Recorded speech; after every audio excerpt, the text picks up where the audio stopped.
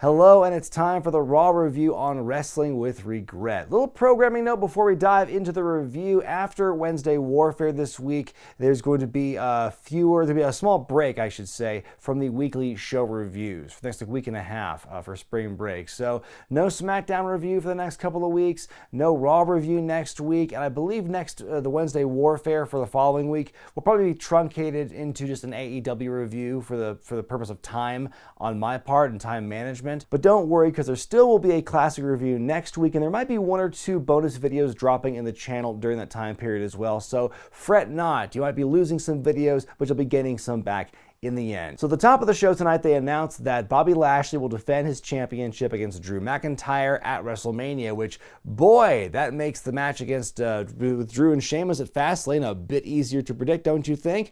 Unless they pull a No Way Out 2001 and have Sheamus just beat Drew in this ultimately inconsequential matchup to get him some more heat.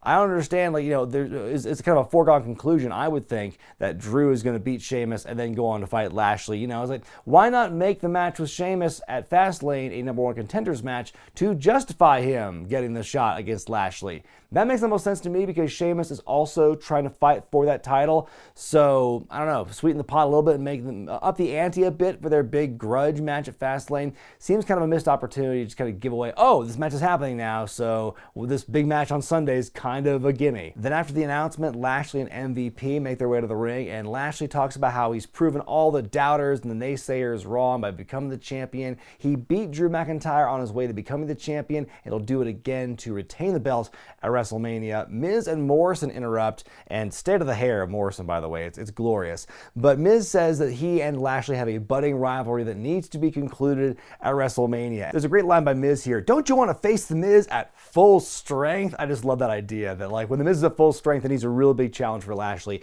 Drew McIntyre interrupts and goes to Lashley and talks about their respective long journeys to get to the top of the mountain.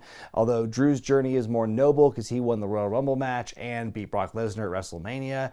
And so then Miz reminds them that that he and Morrison are still there. Drew kind of shoos them away and calls Lashley a big bald bitch. After the promo, Lashley actually attacked Drew, and then that sets up Miz to pick the bones because they get a singles match next. But then as Lashley makes his way to the back, he's jumped by Sheamus, which seems kind of odd. But basically he says after the break that Sheamus is beating up Lashley because he's getting in on his business, because he wants Drew to be 100%. That way he has no excuse. So now there's a match with Sheamus and Lashley for later in the night. A lot of moving parts and stuff going on here in this opening segment. But the Miz and Drew McIntyre is next. Drew just has his way with Miz here, just beats him up for most of the match here. Hits the Claymore on Miz, but he's not done yet. He points to the sign and puts the Hurt Lock on Miz, makes him tap out to send one final message to Bob Lashley. As far as, the opening segment goes, again, it's setting a lot of things in motion for not just tonight, but also for Mania and a bit for Fastlane as well. But my big question with this, again, I couldn't stop thinking of, why couldn't you just make that match with Sheamus a number one contenders match at the pay-per-view? Braun Strowman wants Shane McMahon again. We almost had kind of a repeat of what we saw in last week's atrocious segment where Shane keeps trying to walk it back, saying, I would never make fun of anybody, ever, ever, ever. And then Strowman brings up how terrible that promo was last week, how he stumbled all over his words.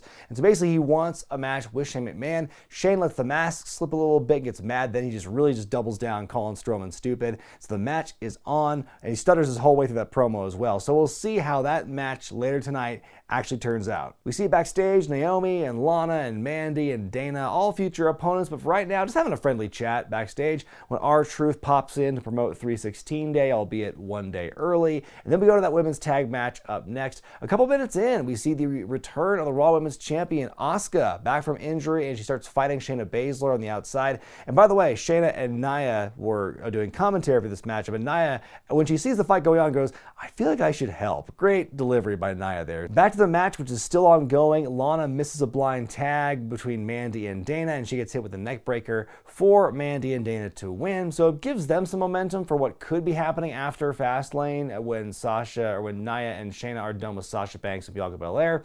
Also, the segment just heralds the return of Asuka and helps us give her some momentum going into her return match with Shayna later in the night. Backstage, the New Day and Riddle have a chat about their respective title matches matches, and, you know, Riddle's talking about his match with Mustafa Ali, and Kofi goes, I hate that guy. I hate that guy. Big smile on his face. That made me laugh. So Raw Tag Title match up next as Cedric Alexander and Shelton Benjamin defend against Kofi and Xavier. One little observation, not a huge deal, but I will say that the Scorpion Mortal Kombat gear that Kofi is wearing looked very similar to the Hurt Business gear. Just being in the same ring with them, it was kind of confusing for a split second. This is a great match, though. There's a really cool double team like monkey flip into a spine buster by the champs that allow them to take over. And then in the end, New Day on a huge run, and they end up winning the match and becoming 11-time tag team champions. Great match.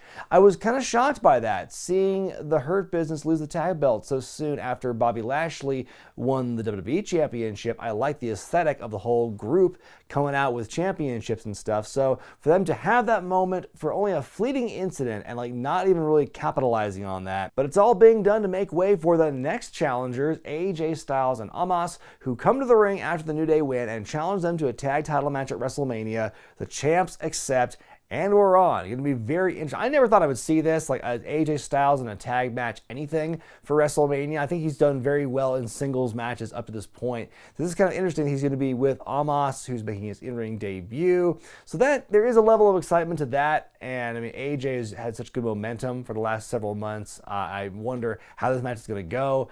Yeah, never thought I'd see that matchup at WrestleMania. Backstage, The Miz and Morrison run into Bad Bunny and Damian Priest, who mock them. Miz begins to bow up to Damian, though, saying, I was in the main event of WrestleMania. I'm the star of the Marine movies. And Morrison with a great delivery of this line, Ziggler's favorite movies. And so then, you know, Damian shoos them away. R-Truth gets caught almost attacking Bad Bunny to get the belt back, but he just hands off all the Stone Cold merch as gifts, including the replica Stone Cold Championship. But he just wants his baby back there. He just wants the belt. And so then Bad Bunny thinks about it for a second and just hands it off to him. And now R-Truth is the champion again. Oh, suddenly you win a Grammy and now you're too good for the 24/7 title, or to God forbid, put somebody over for it. You know, I'm not expecting him to be in a proper match for it, but is his image really that sterling? He can't be rolled up by R-Truth back? I thought that was a little, I just don't like belt handoffs, whether faces do them or heels do them. Handing off a belt, I think that's pretty lame. And yeah, I mean, even for a belt as silly as the 24/7 title, at least have somebody pin somebody to win it. Up next, Jackson Ryker takes on Damian Priest. This match is over in seconds. Priest wins with Hit the Lights. Then afterward, Elias jumps him and Bad Bunny gets involved. He takes the guitar away from Elias. Elias goes to pick up Bad Bunny for a slam, but he slides off his back, blocks a punch, hits him with one of his own. Doesn't look that great though. And then after Elias sells, he turns around and he gets attacked by Damian Priest. And so they stand tall there, and then as they're selling their way up the ramp, The Miz hits Bad Bunny from behind with Elias's guitar. Doesn't even break. It doesn't shatter at all. It's like clunk. And Bad Bunny's selling almost you think is genuine, because the guitar, it should have blown into a million pieces, you would think. So again, moving things in line for what we all kind of saw coming a while ago, having some kind of tag team match, Miz and Morrison versus Bad Bunny and Damian Priest. At least now the WWE Championship is no longer involved in any of that, and evidently neither is the 24/7 Championship. Hopefully Bad Bunny's punches will improve by Mania. Backstage, MVP and Lashley are upset over what Sheamus did, and they say what happens to Sheamus tonight will happen to Drew McIntyre at WrestleMania.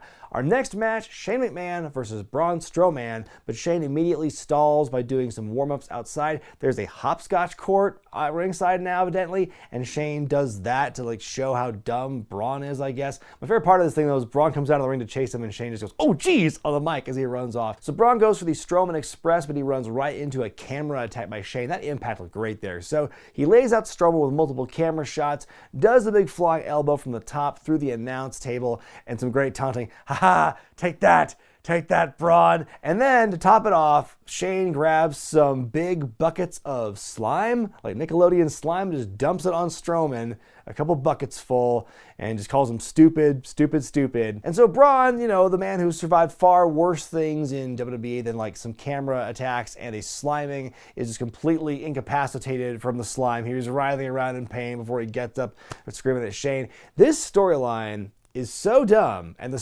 slime did not improve things. Honestly, this angle is below both men's stations as far as I'm concerned. Another Rhea Ripley hype package, then it's time for Alexa Bliss on a swing, where she challenges Randy Orton to take her out at Fastlane. We find out it's an actual match she's challenged him to, because we get the rebuttal from Orton later on in the night, and he says he will kick her out of his life. And so we're going to get a match with Randy Orton and Alexa Bliss on pay-per-view. Then it's time for Asuka's in-ring return against Shayna Baszler, the woman who gave her a concussion a few weeks ago with a big kick to the face. Also saw some teeth flying out, which looked gross. But considering how fast she got teeth back in, like, has she always had prosthetic teeth there? Or, man, what's the turnaround time for getting falsies put in? Because Cesaro had a lot longer time for his teeth trauma he had many years ago at No Mercy. So anyway, it's a big brawl between these two. Asuka repeatedly attacking Nia Jax on the outside as she gets ready to interfere. Shayna goes to the Kirifuda clutch. Asuka counters with a pinfall. So she wins by pinfall, but the hold never gets let go, so she gets knocked out.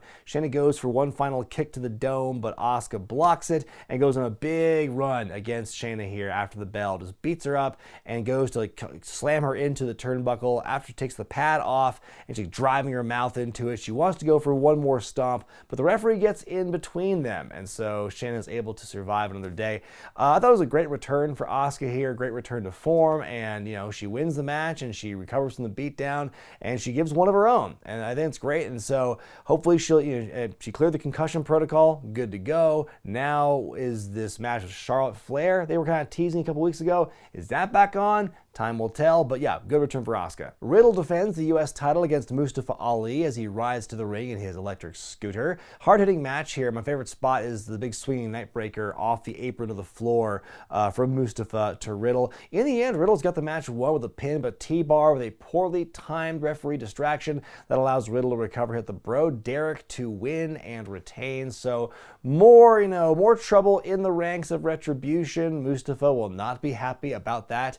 No siree. Drew McIntyre back in the ring for a promo because apparently one earlier was not enough. Drew refers to some of the guarantees MVP made earlier in the night towards Sheamus and Drew, and he says, if you don't come through in your guarantees in wrestling, fans will get upset. Sparks will fly. Ayo, I see what you did there, guys. But he does promise he's going to beat the hell out of Sheamus at Fastlane, promising a level of physicality never before seen, which is a very tall order. Sits at ringside for the main event of Lashley versus Sheamus, non-title. This is a great main event, and Sheamus looks so good here, really having Bobby on the ropes on a couple of occasions, but Lashley does ultimately win with a spear, puts the hurt lock on Sheamus after the bell for good measure, and then we get a stare down with Drew and Lashley. Momentary distraction by Sheamus allows Drew to hit a Claymore on Lashley and stares down Sheamus as we fade to black. So again, more setting up for the Fastlane stuff, for the WrestleMania build, but again, I think things would feel a lot more ambiguous and a bit more, here's a draw and a reason to watch the pay-per-view